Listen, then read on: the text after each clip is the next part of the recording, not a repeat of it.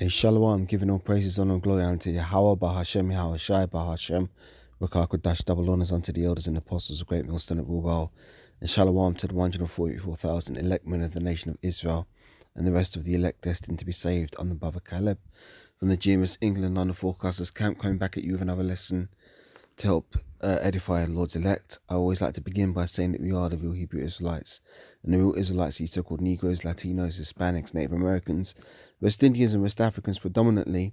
However, you will find Israelites that do look like the other nations because we've been scattered among all nations to our various captivities. But if your seed line by your forefathers goes back to the man in the Bible named Israel, then you too are an Israelite, no matter what you may look like, because the book of Numbers chapter 1 and the 18th verse tells you that your nationality is determined by the lineage of your forefathers. So I want to do another follow-up video to the last video I did, which was basically a rebuke video on those guys. I can't remember the name, but they were claiming to be in the truth, but they were celebrating Thanksgiving, calling it Yahweh Shai's Day, and having nothing but abominations on their table, primarily pork. Right, so a lot of brothers have already done videos touching upon that topic. In fact, I was just watching, before I started this, I was watching Elder Apostle Gabar's response video to that, and he labeled them guys as reprobates, which is, you know, the very fitting term for them. They really are reprobates because they're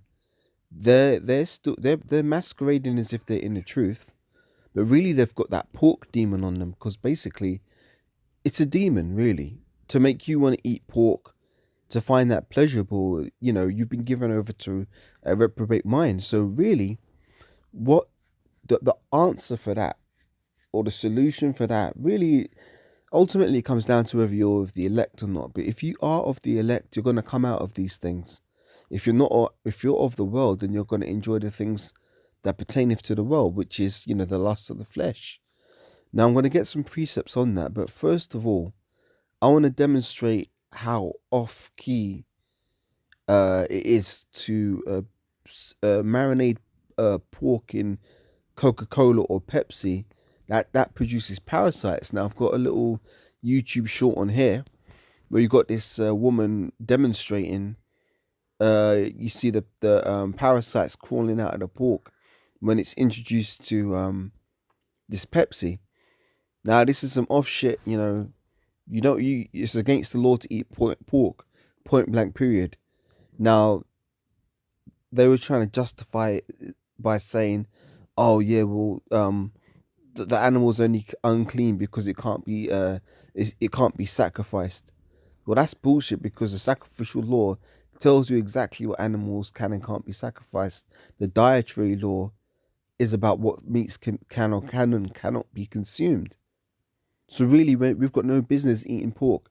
There are plenty of other alternatives that the Most High has provided us with, which have more health benefits. There's no need to be eating pork. No need to be eating pork. And if you are, it's because you've got a demon on you, and you need to fast and pray in order to get that shit off you, man. Now, let me play this clip. Now I'll bring out some precepts. Hey, what's that? This is pork, raw, and Pepsi, yeah. And what's it gonna do? It actually reveals if there's parasites in pork. Parasites? Yeah, you have to cook pork so carefully because of this issue. And then what? Keep an eye. Well, you can actually see right here, some little pops are coming up. There are little things coming up. That's not... Is that what we're looking for?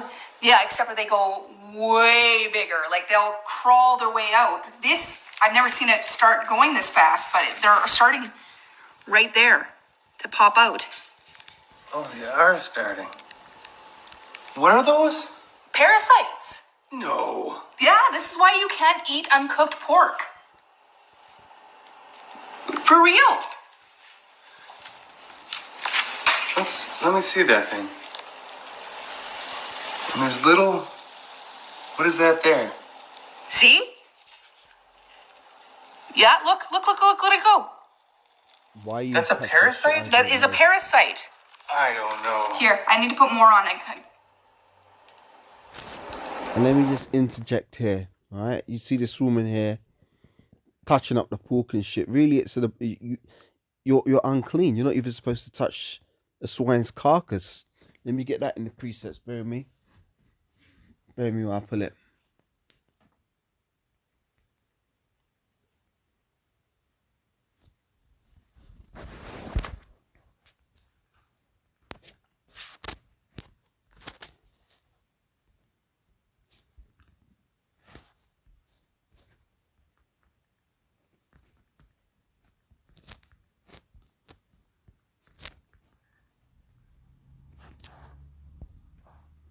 Yeah, I've got the precept there.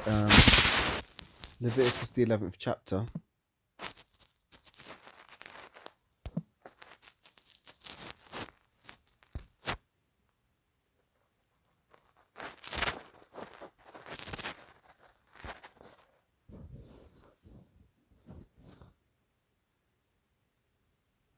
And verse 8. There you go. This is the whole thing, right? Leviticus 11 and verse 7 through verse 8. And the swine, though it divideth the hoof and be cloven-footed, yet he cheweth not the cud, he is unclean to you. Of their flesh shall ye not eat, clear, point back period. Of their flesh shall ye not eat, and their carcass shall ye not touch. They are unclean unto you. So this woman here, she's doing this demonstration, all good and well. Well, really, we don't need this demonstration because the Lord already says, don't eat the pork. But I'm just putting this here for edification's sake. But here she is touching up the pork and all this kind of shit. She's unclean, man. She's defiled. Because you're not even supposed to touch his carcass. Now, she does look like someone who consumes pork because, as the scriptures say, you are what you eat. And this woman looks rough as hell. I don't know if she's an Edomite or what. Could be. Maybe not. Who knows? But we ain't supposed to be fucking with no pork, man. And how much? Oh, big one's coming. Look it right there. You can see it starting to wiggle its way out. I don't think I'm convinced. What do you mean? I think that's like little bits of fat or something. I promise you it's not fat. The longer we have it in there, the more they don't like the habitat that's going on. And they'll start to come out. Like, these are clearly just babies. These are babies? Babies. I've seen them, like, get this long. How long does it take? Not very long, usually. Like, this is coming out fast. Like, these little ones are coming out really fast. And this is fresh. Here. Like, look, this is fresh. You can't see that here. This is fresh. Got it today.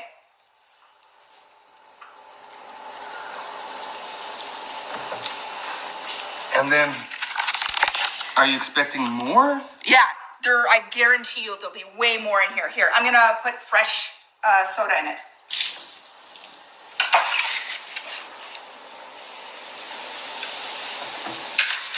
You can actually see them, like the heads of them popping through. It's so gross. Look, you can see them starting to crawl their way out. This one's moving. Oh, gross. Oh! Disgusting. I am never eating pork again. Well, there you go. The guy was in denial at first, talking about, I think that's fat or something. But then it was revealed to his ass that no, it ain't fat, man. There's maggots and worms in there. That's why. Actually, let me play this one. Never seen this one. Record profits in the third quarter. The change climate season. There you go. Look at this comment. Pork is. The comment. Pork is also prohibited in Christianity, but most Christians deny that fact.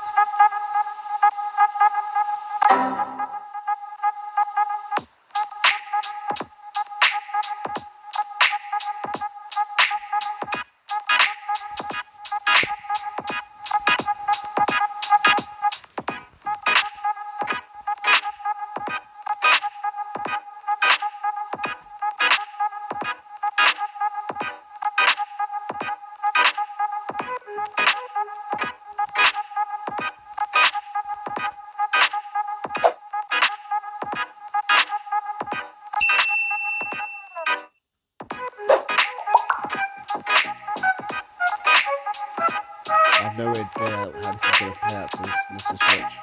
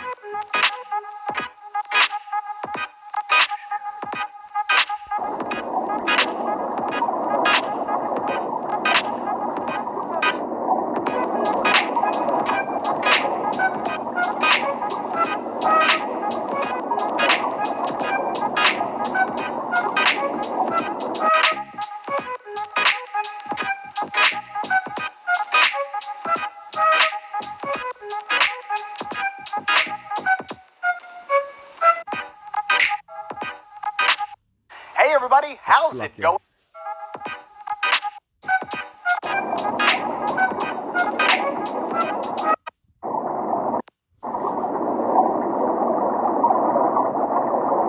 Okay, so I guess that's the bacteria and parasites swimming in. Well, there you go. There you go. The Mosai gave us the dietary law for a reason. Yeah, it says worm larvae.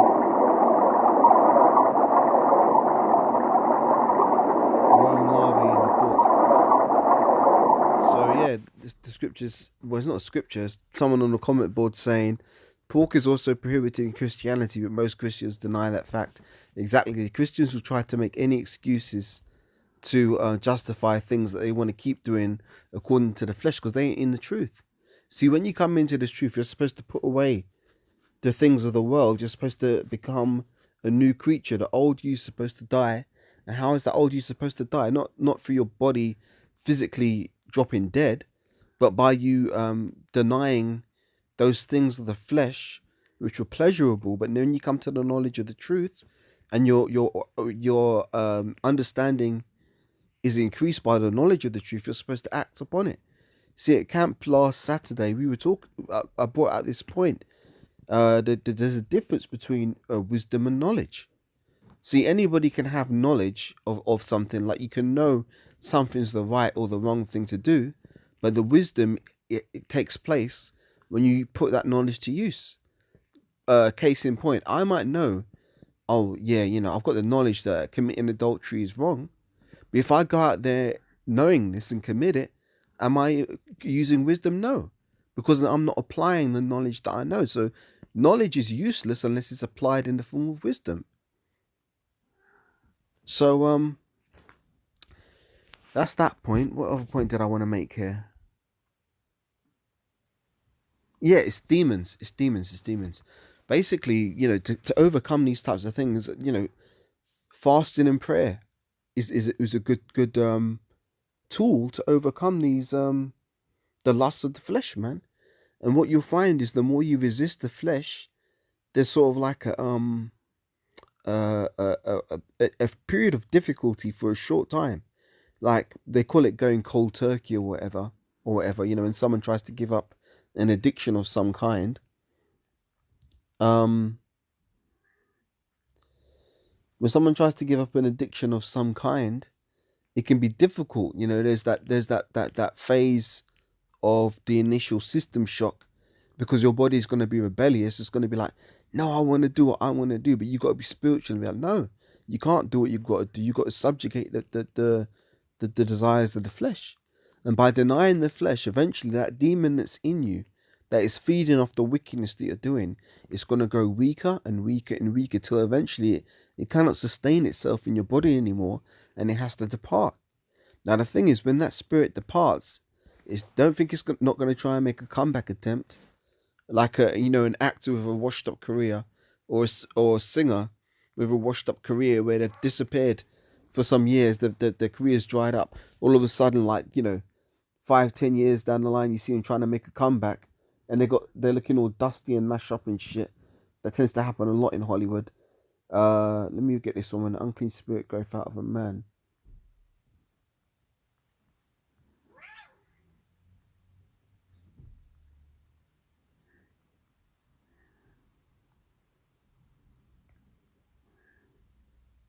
Mark 1:26.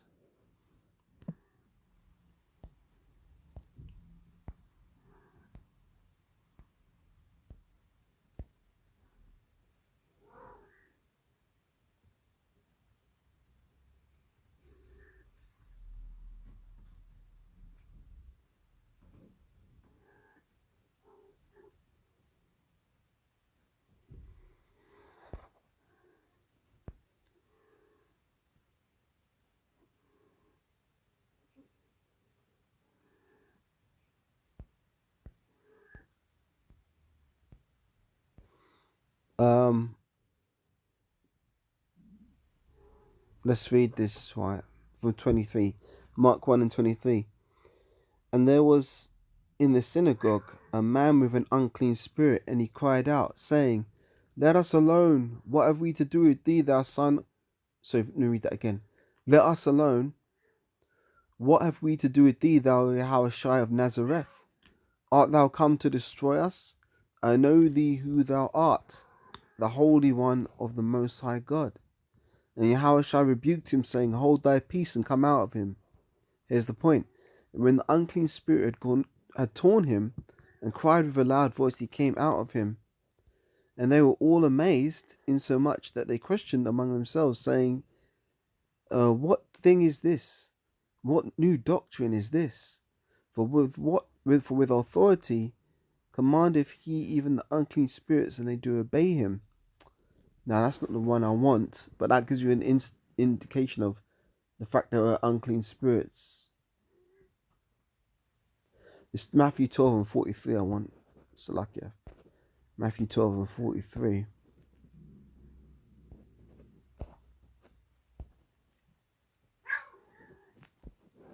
Matthew 12:43 says, when the unclean spirit is gone out of a man, he walketh through dry places, seeking rest, and findeth none. Then he saith, I will return unto my house, from whence I came out. And when he is come, he findeth it empty, swept, and garnished. Then goeth he and taketh with himself 7 other spirits more wicked than himself, and they enter in and dwell there.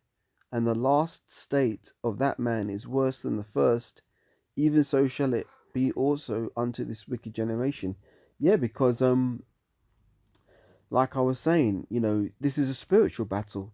So when you're trying to give up these things that you were partakers of when you were in the world, when you start to resist those spirits, there's going to be a period of a trial where you're going to feel those lusts and those urges very strongly. But the more you resist it, it will get to a point where the unclean spirit in you cannot abide any further, and it has to depart. And then what happens is it will go away for a while, but if you're not on your game, if you're not on your watch, it's going to try and creep back into you. And if it does creep back into you, it will be 7 times harder to get it off you again, because it comes back stronger. So you got to get stronger in the spirit to resist these things. It's a spiritual battle, man. So many of us brothers who have been in this truth for any, basically, like, if you're 6 months into this truth, you shouldn't be eating pork, man. You should have overcome that one by now. Really, if you're I don't want to sound too harsh, but when you come to this knowledge, man, you're supposed to be moved with a level of fear, and you give up the things of the world because you want to do the things which are pleasing to Yahweh or Yahweh Shai. And giving up pork is one of those first primary things. Stop shaving your beard.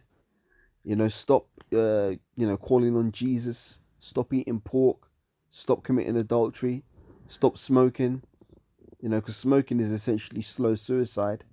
These are the basics, man. Stop eating, pork, shrimps, crabs, lobsters, all those abominable things. Now, I'm going to get an account in the scriptures to show that eating pork really isn't lawful at all. And no matter how many ways Christians want to justify it, there is no justification because the scriptures are clear. The scriptures are clear.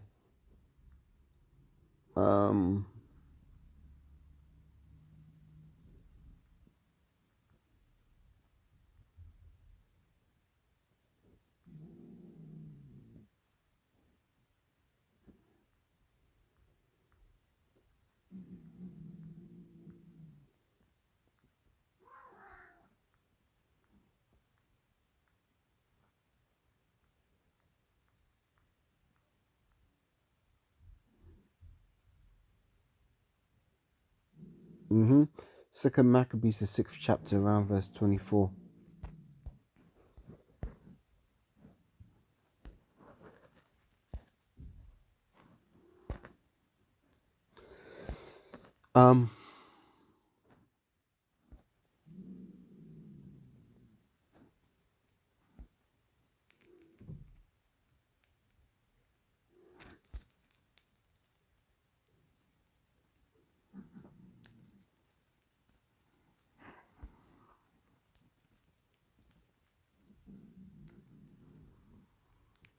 Let's start from 2 Maccabees 6 verse 18, because during the time of, I believe, Antiochus, he was trying to force us Israelites into Hellenization and to adopt the customs of the Greeks.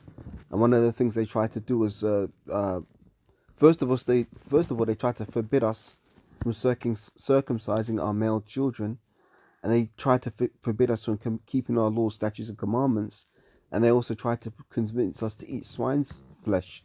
And here's an account of it. This is 2 Maccabees 6th chapter and verse 18. And it says, Eleazar, one of the principal scribes, so this was a guy who was in the truth of the elect. It says, one of the principal scribes, an aged man, and of a well-favoured countenance, so he's highly regarded and held in good esteem, was constrained to open his mouth and to eat swine's flesh. See, how do you get around scriptures like this and try and justify eating pork, man? But he, choosing rather to die gloriously than to live stained with such an abomination, spit it forth, and came of his own accord to the torment, as it behooved them to come that are resolute to stand out against such things as are not lawful for love of life to be tasted. There you go, that's a cold cut, man. But they that had the charge of that wicked feast, for the old acquaintance they had with the man, taking him aside, besought him to bring flesh of his own provision, such as was lawful for him to use. So they were basically saying that, hey man, look man, we'll get you to eat some beef, but just pretend it's pork, yeah? But you won't be breaking the law, nobody will know, and you'll just say that you ate the swine's flesh. That's what they're trying to beguile him to do, right? But they that had the charge of the wicked feast, for the old acquaintance they had with the man, taking him aside, besought him to bring flesh of his own provision, such as was lawful for him to use,